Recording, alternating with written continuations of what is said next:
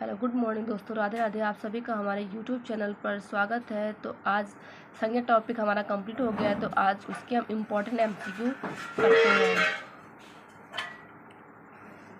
शब्द प्रकार के आधार पर मनुष्य शब्दों का कौन सा भेद है?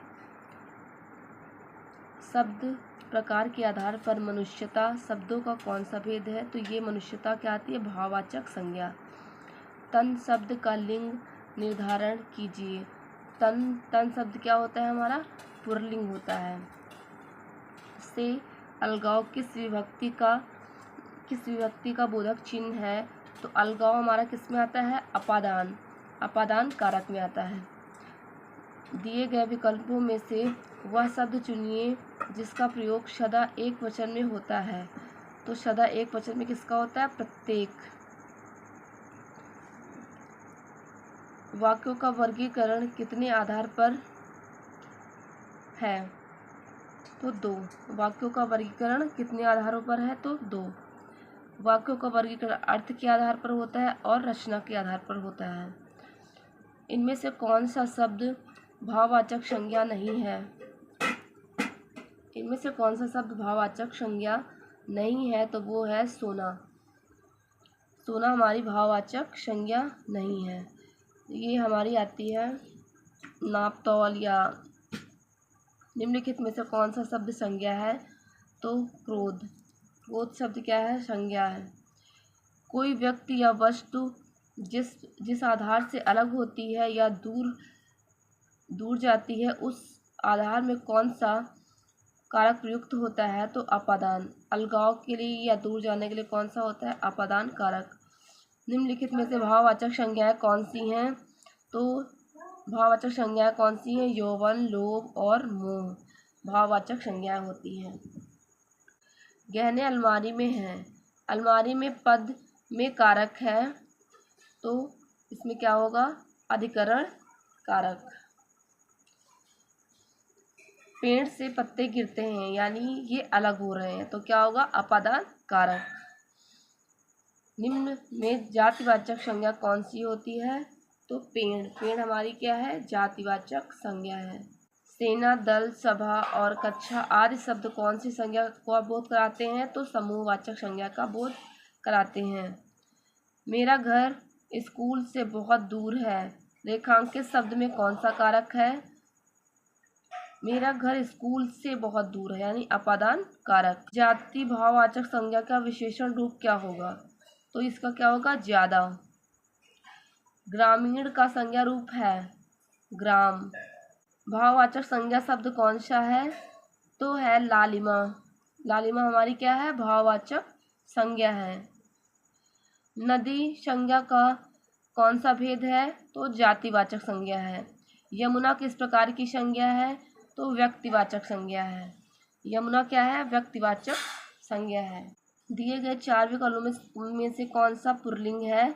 तो जीरा हमारा क्या है? पुल्लिंग है। दिए गए शब्दों में से नित्य एक वचन में प्रयोग होने वाला शब्द कौन सा है? तो हस्ताक्षर हमारा एक वचन में प्रयोग होता है। निम्न में से कौन से शब्दों का विकल्प स्त्रीलिंग में नहीं आता है?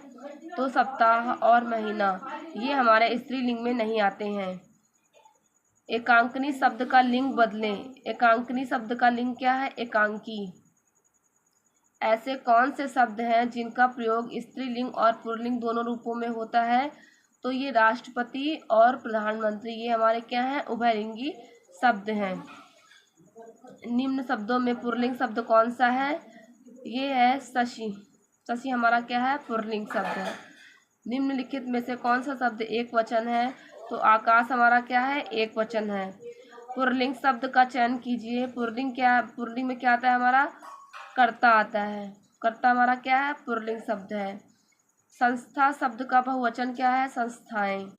शरीर के अंग के आधार पर दिए गए पुल्लिंग और स्त्रीलिंग शब्दों का सही जोड़ा कौन सा नहीं है? तो ये है कलाई, तलवा। ये क्या है?